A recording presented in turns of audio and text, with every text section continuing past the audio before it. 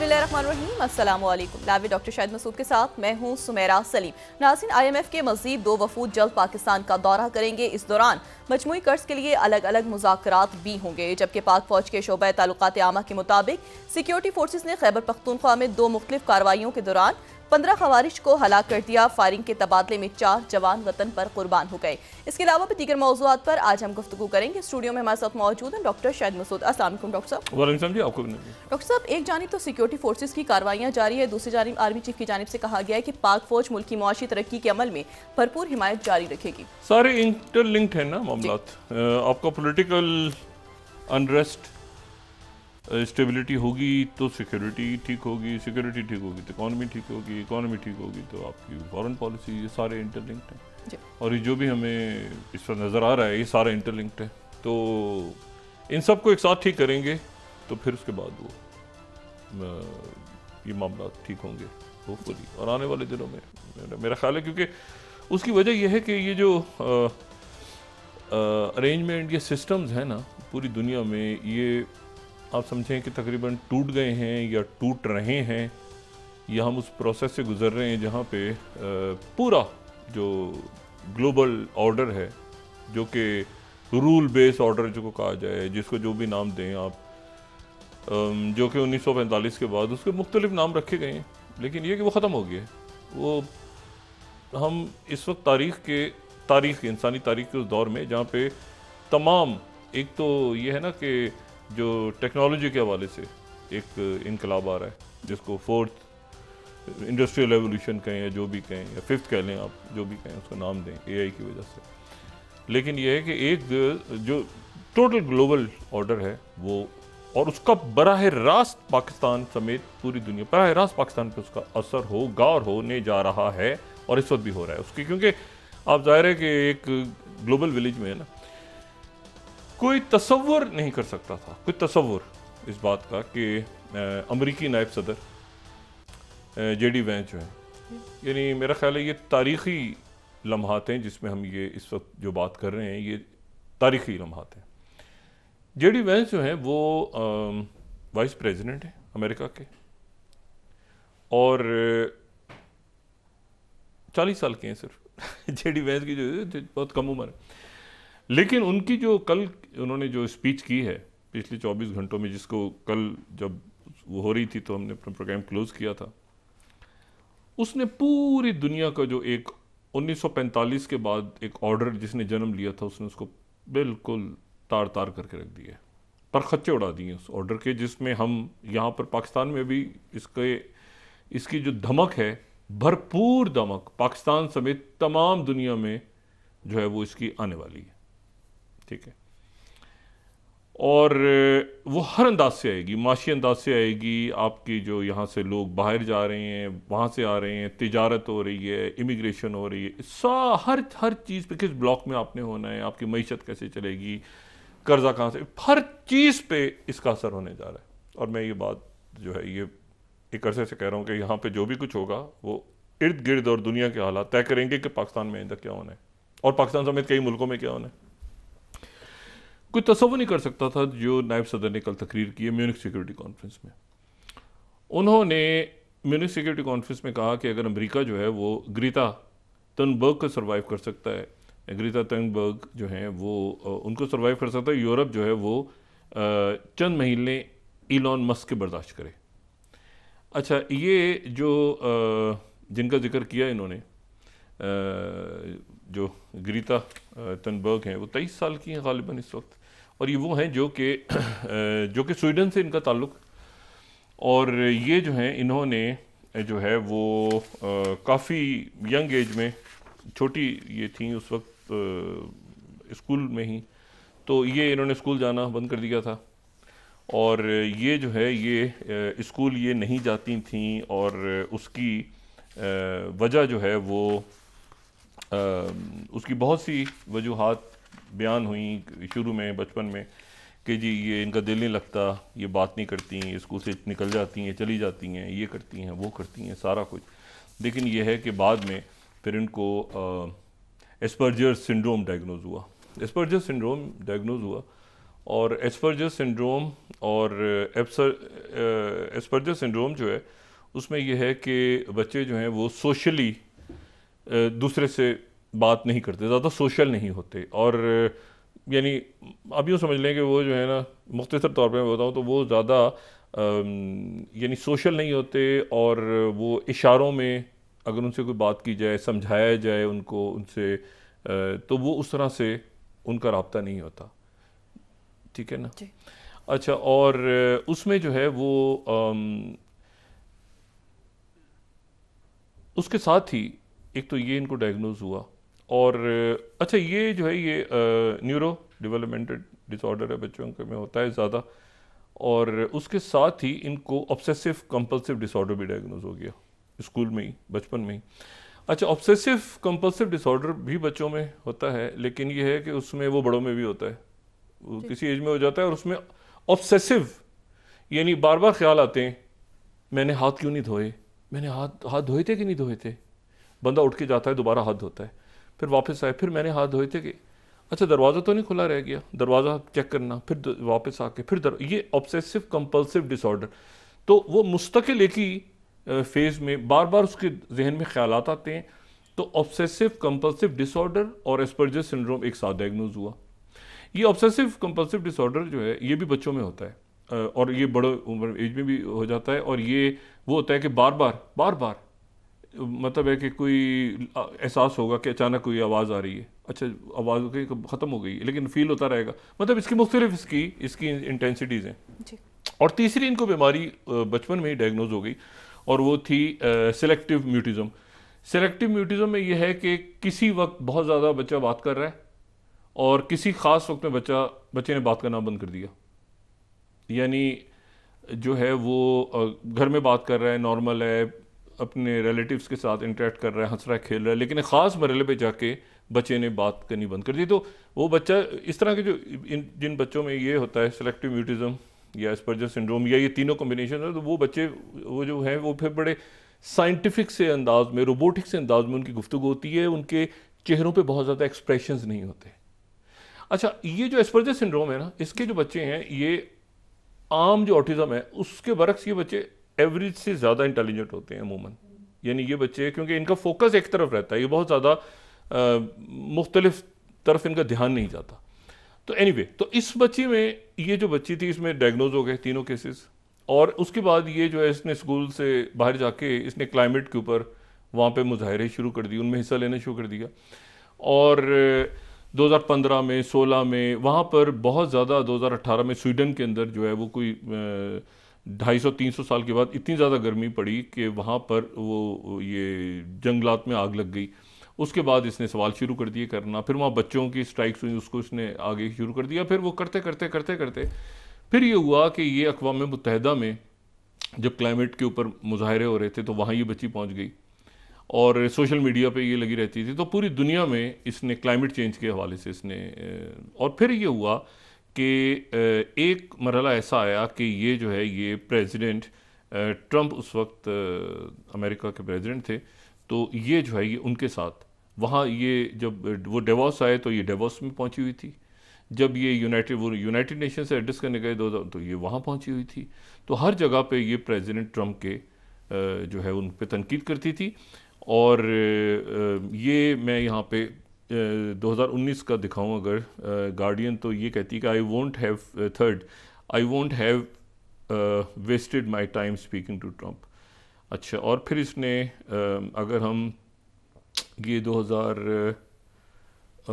ये हम New York Times दिखाएं, second slide, Trump and the teenager climate showdown at Davos, तो ये मुस्तकिल एक जो है। तो अब वो जो डीजे वैंस ने बात की है, उन्होंने ये कहा, अच्छा बाद में फिर फ़लस्तीन के जो मुजाहरे हो रहे थे उनमें भी इस बच्ची ने पार्टिसिपेट किया, तो ये जो है ये बहरहाल एक, लेकिन जो अमेरिका में जो करंट एडमिनिस्ट्रेशन है प्रेसिडेंट ट्रंप की, वो इस पूरे प्रोसेस को, ये जो क्लाइमेट चेंज है और उसके नतीजे में NGOs बनी हैं और बाकी एक तो क्लाइमेट चेंज को तो मानते ही नहीं, वो कहते हैं ऐसे ही, तो एक जो है ये पैसा बनाने का एक तरीका है, और इसके ऊपर जो NGOs हैं और ये और वो सारा, और ये जो इस तरह के सारे मुख्तलिफ किरदार लॉन्च किए गए हैं वो भी डीप स्टेट्स ने किए हैं, तो वो डीप स्टेट्स की फंडिंग के थ्रू ही ऐसे किरदार जो है। बल्कि मैं आपको एक बात बताऊं, मेरी कुछ जो ट्रंप इंतजामी ऐसी होता है ना कि उनकी पार्टी में जो आप लोगों से इंगेज कर, वो इवन नोबेल प्राइज़ जो है,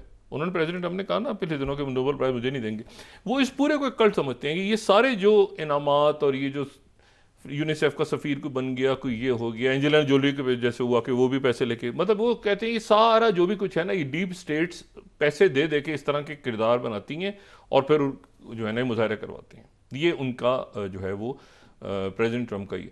तो जो जेडी वेंस हैं उन्होंने भी आज बहुत तनकीद की। उन्होंने कहा कि अगर हम जो है वो पूरा थ्रू आउट इस बच्ची को बर्दाश्त कर सकते हैं जो ज़ाहिर स्वीडन से, यूरोप से, तो फिर सर्वाइव कर सकते हैं प्रेसिडेंट ट्रंप, तो फिर और अगर अमेरिका की प्रेसिडेंट ट्रंप अमेरिका की डेमोक्रेसी सर्वाइव कर सकती है, तो इलॉन मस्क को भी चंद महीने बर्दाश्त कर लेना चाहिए यूरोप को। तो इलॉन मस्क चूंकि वहाँ के यूरोप के अंदर काफ़ी एक्टिव हैं, तो उस बच्ची के साथ उन्होंने उसको जिक्र किया। अच्छा, फिर उसके बाद उनका जो दूसरी उनकी बात थी वो उन्होंने ये मैं जुमले यहाँ पे, ये तारीखी जुमले हैं, ये मैं 4th स्लाइड यहाँ पे हम कोट करते हैं।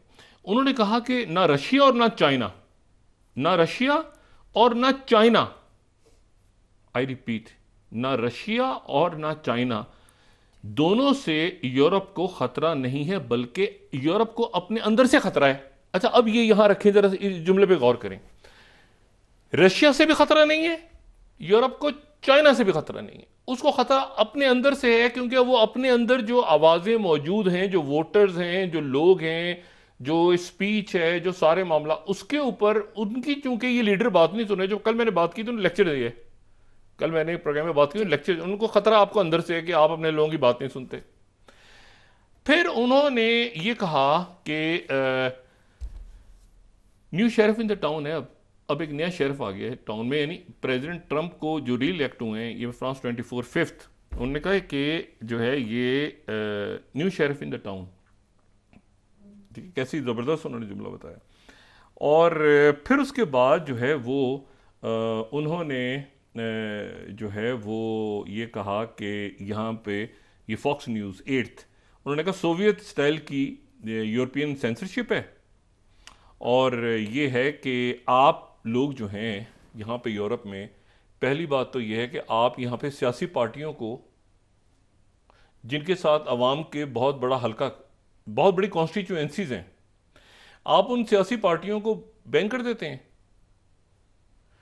और आपका जो अदालती निज़ाम है, कोई इलेक्शन में जीत जाता है तो उसको, उनका इशारा था ये रोमानिया वगैरह की तरफ ये हो रहा है ना कि वो एक जीत गया, एक तो अदालत ने रोक दिए। उन्होंने कहा आपकी जो अदालतें हैं वो अवाम का जो हक होता है उसको वो अदालतें फारिग कर देती हैं सिस्टम को, और पॉलिटिकल पार्टीज को बैन कर देती हैं, जिनके साथ कॉन्स्टिट्यूएंसीज हैं, जिनके साथ अवाम जुड़े हुए हैं, आप उनको बैन कर देते हैं यहाँ पे। ये उनकी स्पीच का एक बड़ा हिस्सा था, ठीक है। और उन्होंने ये जो बात की, उन्होंने ये 9th स्लाइड में कोट कर रहा हूँ न्यूयॉर्क टाइम्स की, उन्होंने यूरोपियंस को कहा कि स्टॉप शनिंग पार्टीज, ठीक है ना। और अच्छा, उसके बाद जो है तो वो पूरा जो जहाँ पर उनकी स्पीच हो रही थी, तो जाहिर है यूरोप के लीडर्स को उन्होंने एक लेक्चर दिया।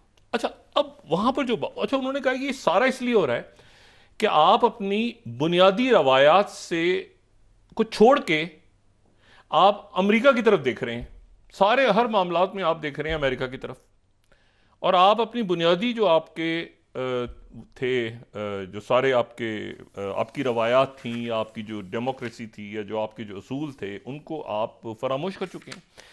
अच्छा, अब इसमें एक बहस है, मैं बिल्कुल को जेडी वेंस की 100% हर एक का तज्जिया इसके ऊपर है, लेकिन देखिए बात ये है सारी कि ये बात मैं पहले भी कई दफ़ा कह चुका हूँ, और अगर मैं देखूँ इसको एक जजीरे के तौर पे, जिसको हम कॉन्टिनेंट कहते हैं, तो ये तो अगर हम 7 देखें तो एक तो यूरेशिया है। पहली बात तो ये कि यूरेशिया है, आप गाड़ी में बैठ के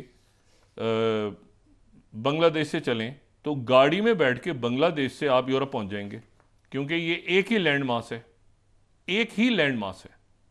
लोगों को चूंकि रास्ते में तकलीफ होती है बहुत ज़्यादा, इसलिए लोग कश्ती के रास्ते यूरोप जाते हैं, वरना तो लैंड रूट भी है, ठीक है।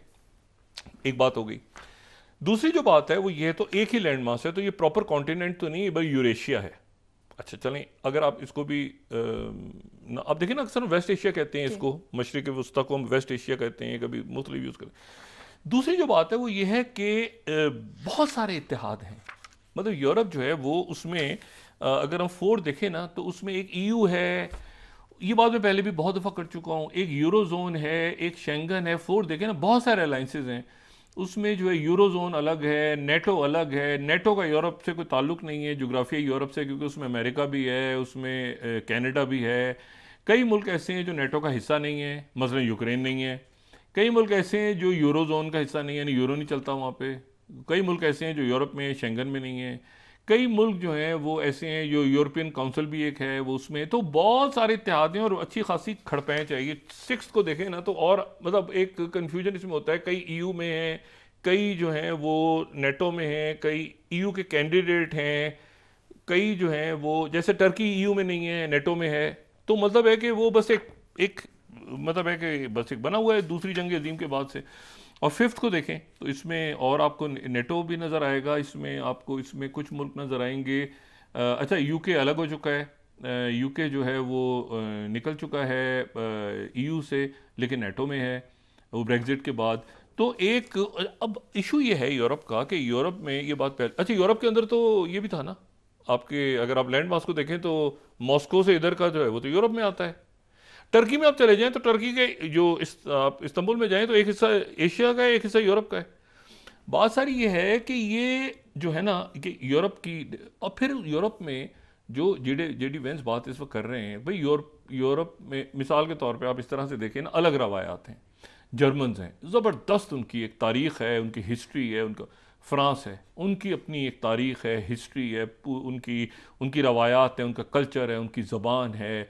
ब्रिटेन का अलग सिलसिला है। आप अगर बाल्कन स्टेट्स पे आ जाएं तो बिल्कुल अलग है। स्वीडन बिल्कुल अलग, आपस में लड़ाइयाँ होती रही हैं, अलग उनकी जो है वो लंबी तारीख़ है, रवायात हैं। अब मसला ये है कि इसमें एक मुल्क की पार्लियामेंट है, फिर एक EU की पार्लियामेंट है, फिर एक नेटो है, फिर एक ये, तो मसला ये है कि वो अमेरिका ने अपने आप को अलग कर लिया अमलन। अच्छा, अमेरिका ने अलग इस तरह से किया है कि वो है भी और नहीं भी है। मतलब मिसाल के तौर पे पहली दफ़ा जेडी वेंस जो है उन्होंने एक रवायत तोड़ दी वहाँ पे। एक तो ये स्पीच उन्होंने की, और साथ ही उन्होंने ये किया कि वो एलिस विदेल जो हैं, जो कि 23 तारीख को इलेक्शन होने जा रहा है जर्मनी में, और जो AFD पार्टी की चांसलर हैं और जो राइट विंग के, हम काफ़ी डिटेल में डिस्कस कर चुके हैं, जो इलॉन मस्क जिनसे बात करते रहे और जो जिनसे बहुत डर के कि राइट विंग आगे आ जाएगा, तो जर्मन चांसलर ने भी इलेक्शन कॉल कर दिया था, मैक्रो ने भी कर दिया था, तो उनसे मिले हैं जाके जेडी वेंस।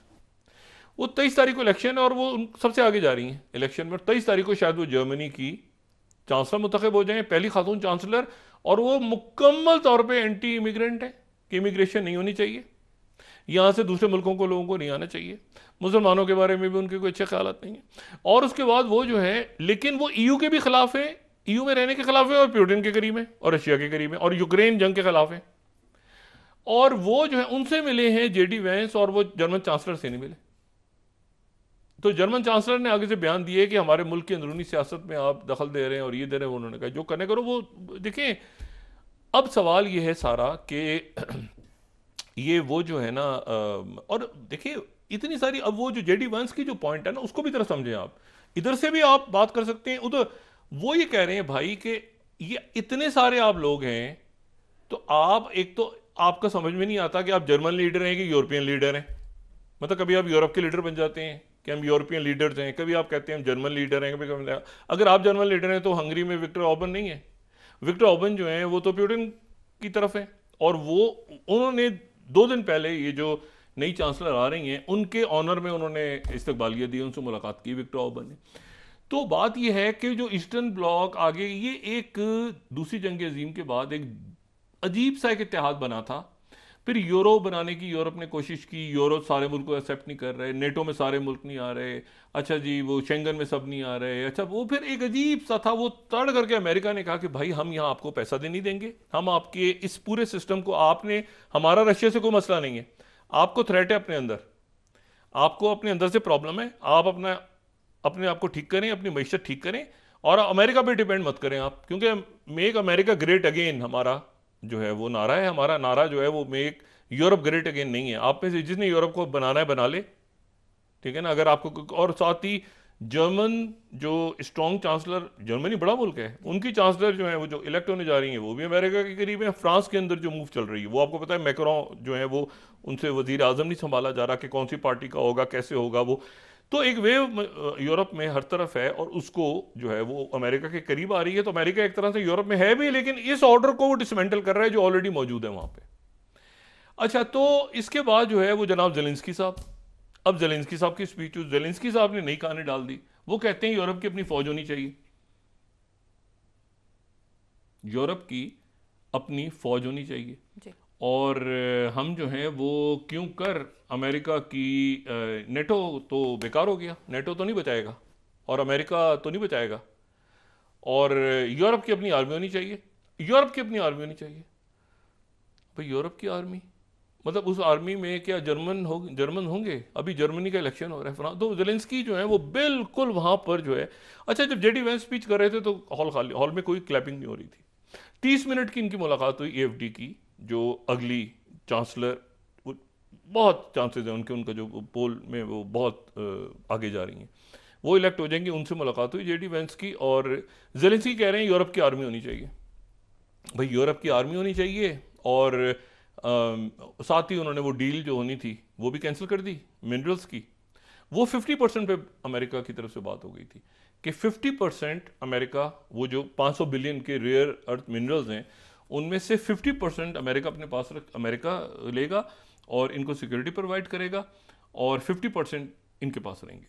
तो वो जो है वो 50% को भी इन्होंने कहा कि जो है वो नहीं, मैं नहीं इसको मान रहा। और ये जो है ये एनबीसी को हम कोट कर देते हैं, 19th ट्रम्प ऑफिशियल्स ने ज़ेलेंस्की को पिच किया था लास्ट मोमेंट्स पे कि 50% ओनरशिप के ऊपर, ठीक है, 50% ओनरशिप पे उनको किया था। तो ये जब ये स्पीच हो गई सारी, और वो बिल्कुल ही उन्होंने, जेडी वैंस ने खुल के, मैंने आपसे कहा ना ऐसी स्पीच, अगर स्पीच को आप सुने, ये मेरे ख्याल से हिस्ट्री में याद रखी जाएगी, ये जो स्पीच उन्होंने की जेडी वैंस ने। तो रॉयटर्स के मुताबिक 18th UK US talks in Munich and without agreement on critical minerals deal, वो डील ही कहीं गई। अब जनाब फाइनेंशियल टाइम्स एक मजमून लिख रहा है 20th, who will defend Europe, Europe को कौन बचाएगा। अच्छा, अब मसला ये है, ये तो बड़ी इंपॉर्टेंट बात है, caught between an aggressive Russia and disengaging America, the continent Western democracies must now rearm or pay the price। या तो अपने आप को दोबारा से आर्म करना होगा, हथियार उठाने होंगे, या फिर कीमत चुकानी होगी। अच्छा, अब मसला ये है, और फिर उसका फाइनेंशियल टाइम्स ही कह रहा है, forget the US, Europe has successfully put tariffs on itself. America को भूल जाओ, अपने ऊपर खुद कुलाड़ा मारा है, जो ये जंग में घुसे और जो महंगाई बढ़ गई है, और ये सारा 24, तो ये सारा जो है ये अपना खुद, इसको किसी और से मत कहो कि भाई किसी और ने सारा किया है, ये खुद ही हम जो हैं इसके जिम्मेदार हैं। अच्छा, अब बात ये सारी कि ये जो है ये इसके ऊपर छा गई एक खामोशी, और वहाँ पर जो है वो अब जो उन्होंने कहा है कि नई एक फ़ौज बननी चाहिए जो कि यूरोप की फ़ौज हो। अच्छा, अब यूरोप की फ़ौज जो है वो, तो इसको तो मैं संजीदा नहीं ले रहा, लेकिन ये है कि CNN अभी दे रहा है खबर कि ज़ेलेंस्की ने 16th वार्न किया है कि days of America's guaranteed support for Europe are over. अच्छा जी, फिर क्या करना है। और उसके बाद जो है वो साथ ही ये भी कह रहे हैं कि एक अपनी फ़ौज जो है वो होनी चाहिए, एक यूरोप की आर्मी होनी चाहिए। तो यूरोप की आर्मी जो है वो कैसे बनेगी, मतलब मैंने आपसे कहा ना कि पूरी, यानी नेटो, अच्छा ये यूरोप जो है देखें, ये नेटो अब वहाँ पे थिंकिंग हो रही है ना, भाई नेटो अफगानिस्तान आया, नेटो जो है अमेरिका, देखें वो अब छोड़ दें, वो बाइडन इंतज़ामिया थी, वो होता ना हम तो उससे डील कर रहे हैं, उससे डील कर रहे हैं कि ज़रा कोई, ये नेटो एशिया में अपना बना रहा था ऑफिस, ये तो अपना वहाँ पे जापान में चाह रहे थे कि एक एशिया पैसिफिक में अपना बना लें, एक ऑफिस खोलें, तो उसमें सारे थे ना। तो कुछ नहीं सोच रहे थे उस वक्त, कभी भी नहीं सोचा होगा, जाहिर है। अमेरिका पुल आउट करके वो कह रहे हैं हम तो पुतिन से बात करेंगे डायरेक्ट। अब ज़ेलेंस्की वहाँ पे कह रहे हैं कि मेरी जब बात हुई है टेलीफोन पे, ज़ेलेंस्की साहब की भी स्पीच सुनने वाली है और उन्होंने कृष्णा मानपुर को भी इंटरव्यू दी है। वो ये कह रहे हैं ज़ेलेंस्की कि एक तो यूरोप की अपनी फ़ौज होनी चाहिए, नंबर 1। नंबर 2 ये कह रहे हैं कि मैंने ज़खायर अमेरिका को नहीं दिए, ये जो है यूरोप की कंपनीज आएँ और उसको करें, ठीक है। तीसरा ये कि अपनी फ़ौज बनाएं। चौथा ये है कि मतलब है कि अच्छा वो जो मुल्क हैं वो कह रहे हैं भाई एक मिनट है, जो ये हम इसमें हाथियों की जो लड़ाई हुई है, देखिए पुतिन ने 3 साल पुतिन ने एक बात की है, उसने कहा कि मैं किसी यूरोप के लीडर से बात नहीं करूंगा, मैं बात करूंगा अमेरिकन प्रेसिडेंट से, क्योंकि ये इन यूरोप की कोई हैसियत नहीं है, इसके पीछे अमेरिका है। और जिस दिन अमेरिकन प्रेसिडेंट से मेरी बात, प्रेसिडेंट आप देखिए पुतिन का जो गैम्बल था, ये जो रिस्क लिया था पुतिन ने, वो कामयाब हो गया उसमें। पुतिन की डायरेक्ट बात हुई। अब जो है वो इस डील के ख़त्म होने के बाद वो ज़ेलेंस्की ने अपनी स्पीच में ये भी कहा है कि कोई यूक्रेन के बगैर यूक्रेन पे बात नहीं होगी, कोई यूरोप के बगैर यूरोप पे बात नहीं होगी।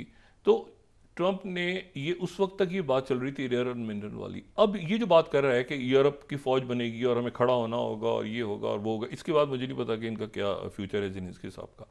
लेकिन इशू ये है कि ये पूरा जो एक ग्लोबल ऑर्डर था ना, जिसमें नेटो और बाकी सब, अब मुझे ये नहीं पता कि नेटो के साथ ये हुआ है तो ये क्वाड कहाँ से आ गया। देखें बहुत सारे इसमें देखें ना, EU, शेंगन, आगे मुल्क किस तरह अपने आप को, यूरोप किस तरह रीडिफाइन करेगा। क्योंकि जर्मन चांसलर जो राइट विंग वहाँ पे जो जमाते हैं वो तो प्रो, अच्छा वो एंटी इमिग्रेंट है, एंटी यूक्रेन और प्रो पुतिन है। और जितने लोग हालिया दिनों में रशिया में गए हैं, कई यूरोपियन मुल्कों से ज़्यादा रशिया में फ्रीडम ऑफ स्पीच है, कई EU कंट्री से ज़्यादा यूरोप मॉस्को में फ्रीडम ऑफ स्पीच है। तो वो जो बात उसने की है, जो JD वेंस ने बात की है, उसको वहाँ से पॉपुलैरिटी भी हासिल है यूरोप से। ये नहीं है कि यूरोप के अंदर वो JD वेंस को कोई पसंद नहीं कर रहा।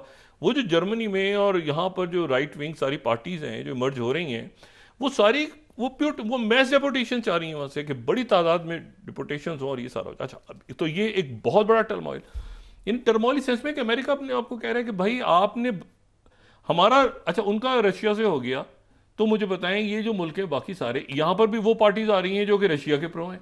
तो इसका मतलब है कि अब वो ज़रूरत ही नहीं है वहाँ पे। तो इसीलिए वो ट्रम्प कह रहे हैं कि डिफेंस की कटिंग को ख़त्म करो, डिफेंस पे एक्सपेंडिचर को ख़त्म करो, क्योंकि हमारी जब सुलह हो रही है और यहाँ पर वो पार्टीज आ रही हैं, इलेक्शन भी जीत रही हैं यूरोप में, जो कि प्रो पुतिन और एंटी यूक्रेन वॉर हैं। और यूक्रेन में भी वो प्रेसिडेंट आ जाएगा जिसको विक्टोरिया न्यूलैंड ने ओबामा दौर में हटाया था मैदान, वो जो पूरा रेवोल्यूशन, और जो पुतिन बड़ा अच्छी तरह समझता है ये कलर रेवोल्यूशन को, और ये जो मुजाहरे होते हैं इनके पीछे कौन है, पुतिन से ज़्यादा कोई नहीं जानता। वो पुतिन वही जर्मनी के दौर से ये सारे तमाशे देखता है।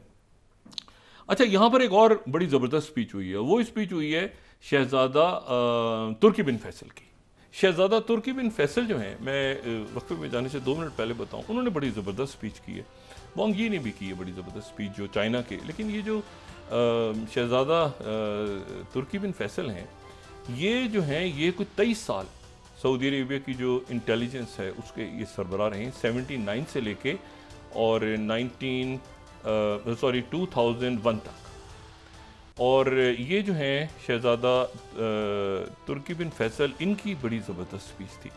ये शाह फैसल के साहबजादे हैं और इनकी स्पीच जो है वो इसलिए बहुत आम थी कि जिस वक्त इनकी स्पीच हो रही थी तो यहाँ पे गज़ा से रिहा हो रहे थे 3 फ़लस्तीनी, और उसके जवाब में जो इसराइल की जेल हैं वहाँ से रिहा हो रहे थे फ़लस्तीनी के लिए। वक्फा लें।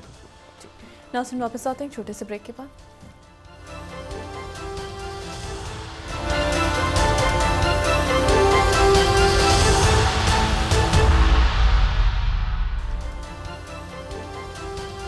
वेलकम बैक नाज़रीन। डॉक्टर साहब, पानी PTI ने पार्टी को रमज़ान के बाद भरपूर तहरीक चलाने की इजाज़त दी है। देखें क्या होता है जी।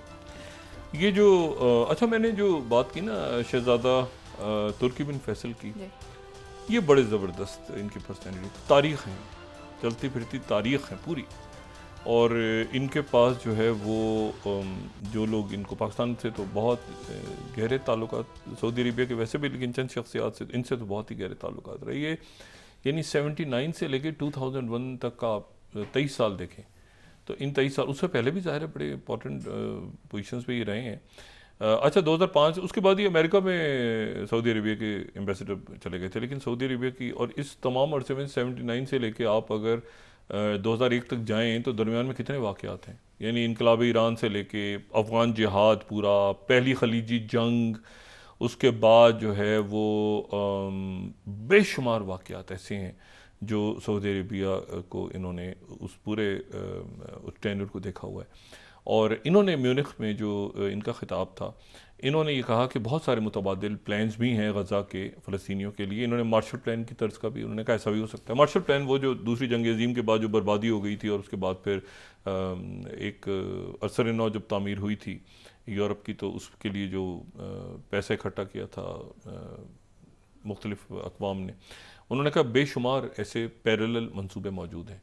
अच्छा 369 जो हैं वो 3 के बदले जो है वो वहाँ से रिहाई हो रही है, अभी जारी है। मेरे ख्याल से 183 आज हो गए हैं, बाकी कल होंगे। तो 369 प्रिजनर्स 3 के बदले में वहाँ से, और इसमें मोहम्मद अबू वर्दा हैं, मोहम्मद अदरिया हैं, कई लोग ऐसे हैं जो तकरीबन कुछ तो ऐसे हैं जो सन 2000 और 2002 से जेलों में थे, और 3 भाई हैं। एक जो बड़ा भाई है उनमें से मोहम्मद औदे, वाले कसीम और वसीम अब्बास, जो मोहम्मद औले इनकी अहलिया भी अंदर ही हैं, वो भी अरेस्ट हैं 2002 से। और इसी तरह से मोहम्मद तऊस हैं, जो इसमें इम्पॉर्टेंट हैं वो अहमद बरगूती जो कि दस्ते राज थे मरवान बरगूती के, वो भी इसमें रिहा हो रहे हैं। और उसके बाद दूसरी अयाद अबू शख़ाम हैं। तो मुख्तलिफ़ जमातों के मुख्तलिफ़ लोग, ये अयाद अबू शख़ाम को 18 दफ़ा जो है वो 49 साल इसकी उम्र, इनको 18 दफ़ा सज़ा सुनाई गई थी उम्र कैद की। तो ये 369 और वहाँ से जो है दखल शैन और तोवनोफ और हॉन वो जो हैं वो वापस पहुँच गए हैं। 498 रोज़ उन्होंने हमास की कस्टडी में गुजारे और कैप्टिविटी में या कस्टडी में जो भी नाम दें, और वो जो हैं अपने घरों को पहुंच गए। और 369 यहाँ से जो है वो फ़लस्तीनी जेलों में से रिहा हो रहे हैं। अच्छा, इसमें जो इम्पॉर्टेंट बात है वो ये है कि ये जो बात समझ आ रही है ना, पहली बात तो ये कि प्रेसिडेंट ट्रंप का जो ये दौर है इसमें वो मईशत पे जोर देने जा रहे हैं। वो डिफेंस का भी ख़त्म कर रहे हैं सिलसिला, जंगों का भी ख़त्म कर रहे हैं। अच्छा, वहाँ पे चाइना के जो वज़ीर ख़ारजा हैं वो भी मौजूद थे म्यूनिख में, उन्होंने भी ज़बरदस्त स्पीच की है। और उनकी जो स्पीच है उसमें उन्होंने एक तो खुशामदीद कहा है इस सारे मामले को कि ये अमन और शांति की तरफ दुनिया जा रही है, और ख़ास तौर पे उन्होंने बात की कि ये रशिया और अमेरिका के दरमियान जो एफ़र्ट्स हो रही हैं, कंसेंसस रीच हुआ है, उसकी उन्होंने बहुत तारीफ़ की है। और उन्होंने कहा है कि चाइना और अमेरिका को बिल्कुल किसी झगड़े की तरफ नहीं बढ़ना चाहिए, क्योंकि उसका नतीजा तमाम दुनिया करेगी। तो हमें अमन की तरफ, भाईचारे की तरफ और एक सुकून की तरफ, मईशत की तरफ अपनी तवज्जो देनी चाहिए, इकॉनमीज़ की तरफ। बाकी ये जंगें और ये सारे इससे हमें दूर रखना चाहिए। तो ये उनकी स्पीच भी गई। लेकिन दो बातें मैं इसको, ये सारे वाक़यात चूँकि इंटरकनेक्टेड हैं, तो वहाँ तो जो ये जो गज़ा के हवाले, अच्छा गज़ा के ऊपर एक अजीब प्रेसिडेंट ट्रंप ने आज एक बयान दिया है, वो अगर मैं पढ़ूँ तो मैं इसको, वही कहते हैं जब ये सारा हो रहा था सिलसिला, तो ये हम ज़रा दिखा सकें, ये ट्रुथ के ऊपर उनका जो आया है, वो कहते हैं कि Hamas has just release 3 hostages from Gaza. ठीक है, ये अगर मैसेज हम उनका दिखा सकें, वो कहते हैं हमास ने 3 हॉस्टेजेस को रिलीज कर दिया गज़ा से, including an American citizen. They seem to be in good shape. This differs from their statement last week that they would not release any hostages. पिछले हफ्ते जो उन्होंने कहा था कि हॉस्टेजेस को रिलीज नहीं करेंगे, तो ये अलग हो गया। Israel will now have to decide, अब इसराइल ने फैसला करना है what they will do about दिन के 12 बजे। आज वो दिन के 12 बजे के शाम हो गई है। उन्होंने कहा, मैं तो इसराइल से कहा था कि भाई जो फैसला करना है, deadline impose on the release of hostages, United states will back the decision they make. जो फैसला इसराइल करेगा वो अमेरिका उनको सपोर्ट करेगा। इसराइल वो सोच रहे हैं कि हमें किस ट्रक की बत्ती के पीछे लगा दिया। हम तो ये समझ रहे हैं अमेरिका आएगा, आके हमारी मदद करेगा, या कोई जहाज उतरेंगे, कोई फौज उतरेगी, कोई असला आएगा। वो प्रेसिडेंट ट्रंप कह रहे हैं कि कदम बढ़ाओ नेतन्याहू, हम तुम्हारे साथ हैं। मतलब मतलब वो पलट के देखा जैसे ज़ेलेंस्की के साथ हुआ है।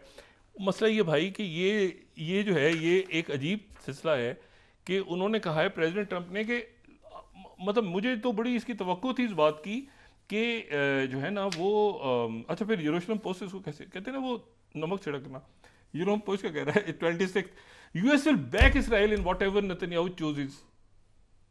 तो जो आप करो ना, लड़ो ना, जाके अमेरिका पीछे खड़े तुम कह जाओ उनको भाई। वो अच्छा वो सोच रहे थे मौसूफ के पता नहीं यहाँ पे अमेरिका की फौज आ रही है, हमने बम गिराने, हमने क्या करना है वो करना है। अच्छा इसी दौरान ये बड़ा इंपॉर्टेंट है कि अरब ममालिक जो है मुतबादिल प्लान पेश करें, लेकिन मसला ये है कि ये जो है अच्छा टाइम फिर दूसरा आप देखें 28 मैं ज़्यादा सख्त स्टांस लेता, फिर रिपोर्टर से थोड़ी देर पहले बात की उन्होंने, मैं ज़्यादा सख्त स्टांस लेता लेकिन अब जो कुछ करना है वो तो इसराइल की अपनी मर्जी है, वो जो कुछ करें। मैं होता तो सख्त स्टांस लेता, बाकी नेतन्याहू ने नहीं लिया तो मैं क्या कर सकता हूँ। अब सारा इधर से उधर से ऊपर मशरिक शुमाल दाएं बाएं हर तरफ से गालियां पड़ रही नेतन्याहू को कि बच्चू ये तूने जो है ये क्या ट्रक की बत्ती में लगा के रखा है कि ये हो जाएगा, फौजें तैयार कर दो, रिजर्व बुलवा लो, ये बुलवा लो, वो बुलवा लो। और डिप्लोमेसी देखें, अरब ममालिक, मुसलमान ममालिक और यूरोपीय ममालिक और सारी अक़वाम ने इस भयानक तरफ जहाँ जा रहे थे सब ने कैसे इसमें एक इम्पॉर्टेंट रोल प्ले किया। एक बात मैं आखिर में कहूँ, मैं इसको समझ नहीं पा, कल भी मैंने बात की थी कि टैरिफ्स के हवाले से इंडिया अब खुद बात करेगा, उनको देखना है। बाकी जो H1B वीज़ा हैं वो भी मेरा ख्याल, मैं अपनी ज़ाती राय समझता हूँ कि बहुत बड़ा कंट्रीब्यूशन है इंडियन डायस्पोरा का। अमेरिका को ज़रूरत पड़ेगी, मैं मतलब बहुत टैलेंटेड लोग वहाँ पे हैं जिन्होंने अमेरिकन इकोनॉमी में और उनके टेक में मदद दी है। और ये मुझे टैरिफ्स तो बिल्कुल ही समझ नहीं आते।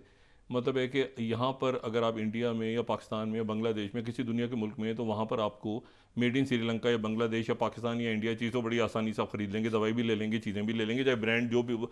लेकिन मेड इन US तो कौन खरीदेगा इतनी, मतलब मुझे नहीं याद आता कि यहाँ पे कोई अगर ब्रांड उनकी मिलती भी है तो वो कहीं और असेंबल हुई होती है ना, तो लोग खरीद सकें। तो वो इक्वल टैरिफ लगाना तो समझ से बाहर है कि भाई कैसे, तो यहाँ से सब्जियाँ जा रही हैं तो उन पर भी उतना टैरिफ लगेगा जितना, मैं इसको समझने से कहा सुनूँ ये बात इस तरह।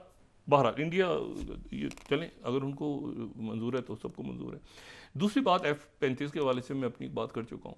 तीसरी जो बात है वो बड़ी अजीब सी बात है, वो ये बात है, देखें मैं आपको बताऊँ, ये मैं इसको क्यों मुझे नहीं पता कि ये देखें फॉक्स न्यूज़ वेनेजुएला को आपको पता है ना, मदुरो को नहीं मानते अमेरिका। जॉन बोल्टन ट्रम्प का ही दौर था तो वो बाकायदा मदुरो को हटाने की कोशिश हो रही थी।